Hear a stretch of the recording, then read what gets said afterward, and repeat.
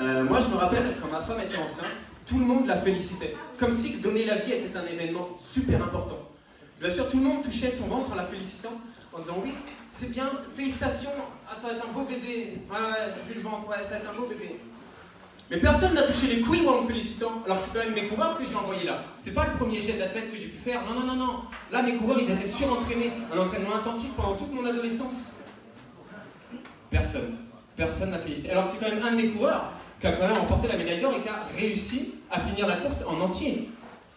Personne. Personne n'a félicité. Personne les a touchés en me disant écoute Adrien, hein, félicitations mon pote. Franchement là, bravo. Là, c'était bon boulot. Là, c'est du bon boulot mon pote. Personne. Alors, je ne demande pas toutes les félicitations, hein. Je sais que ma femme a du courage de porter mon autre enfant pendant 9 mois. Mais quand même, quoi, au moins celui qui l'a fait. Enfin, je crois que c'est moi. J'en suis pas sûr encore à l'heure actuelle. Et ce que je vais vous dire, c'est vrai, parce qu'à un moment donné, ces envies de félicitations se sont passées. Et avec ma mère, on regardait énormément de séries américaines quand j'étais petit. Et j'entendais souvent le terme « perdre les os ». Et pour moi, je ne savais pas ce que ça voulait dire. Pour moi, c'était perdre un os, mais au pluriel. Un petit cubitus humerus, un petit fémur qui passe par là. Et en fait, je m'en suis rendu compte quand ma femme a perdu les os. À un moment donné, on était assis sur la banquette. Elle se lève, elle a inondé le salon. Et elle me dit « Adrien, je perds les os !» Moi, j'étais en panique. Je fais « Oh putain, qu'est-ce qui se passe? Où ils sont? Waouh, ils sont où et comment on fait pour les remettre ?» Elle s'est arrêtée, elle s'est retournée et elle s'est foutue de ma gueule. Clairement, elle s'est foutue. Plus rien n'avait d'importance pour elle. L'enfant n'avait plus d'importance. Les contractions n'avaient plus d'importance. S'il y avait la fin du monde dans 5 minutes, plus rien n'avait d'importance. Le seul envie du moment, c'était de se moquer de moi. C'est quand même incroyable, non? Et du coup, l'accouchement approche. Et moi, avec ma femme, on a voulu garder secret le sexe du bébé jusqu'au dernier moment. Sauf qu'à un moment donné, ma femme me dit « Écoute, Adrien, on aura une fille. Sûr, on aura une fille. » Alors, je lui pose la question, je fais « Petit cœur, ok, mais sur quoi tu te bases? Comment tu peux me dire ça? À quel moment tu arrives à cette conclusion ?»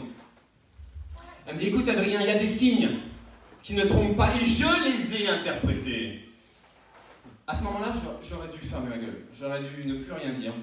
Mais si vous voulez, j'ai une intelligence inférieure à la moyenne et donc du coup tout m'émerveille. Et en plus je suis curieux de nature. Alors je lui demande, je dis chérie, quels sont ces signes? Raconte-moi tout.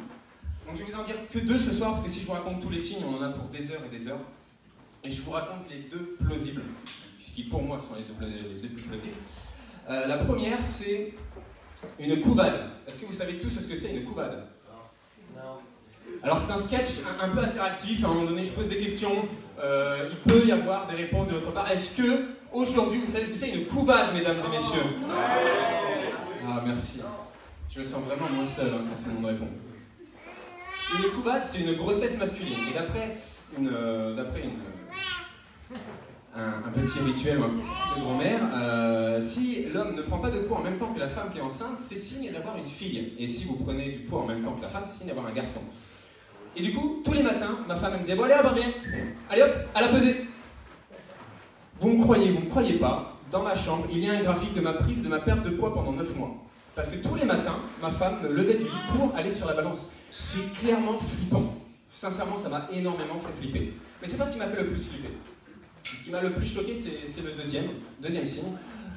Il y a une croyance qui dit que si les poils de jambes d'une femme poussent plus lentement que d'habitude, on aura une fille. Et si les poils de jambes poussent plus rapidement, on aura un garçon. Et ça m'a un peu choqué de voir ma femme, tous les matins, se regarder la jambe et essayer de mesurer ses poils de jambes pour savoir si ça pousse plus vite ou moins vite.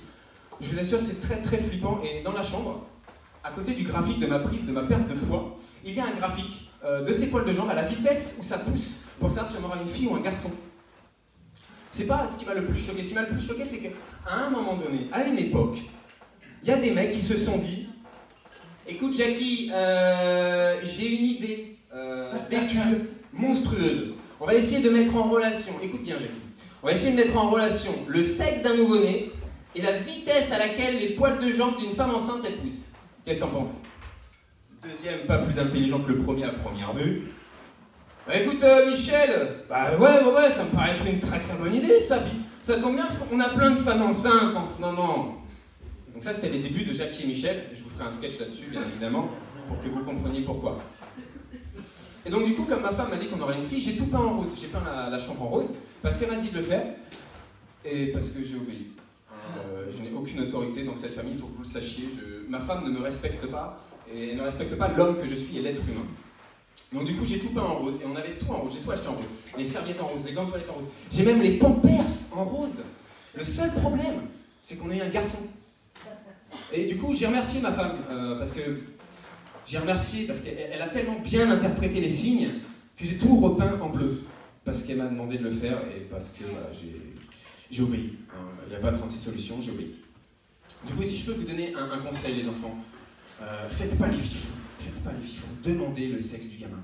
Faites pas les fifous. D'accord? Est-ce que vous me le promettez, le Shishman, aujourd'hui? Oui. Alors encore une fois, c'est un sketch participatif, et encore une fois, je pose une question, j'ai besoin de réponse. Ne me faites pas sentir seul, s'il vous plaît, le Shishman. Est-ce que vous avez compris? Oui. Merci beaucoup, c'était Adrien, j'ai terminé pour ce soir.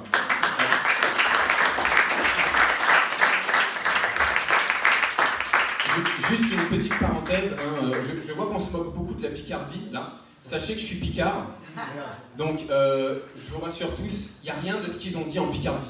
Hein, pour Pécho, c'est aussi la même merde qu'à Paris, et je ne dirai pas le deuxième. Merci beaucoup, Justin.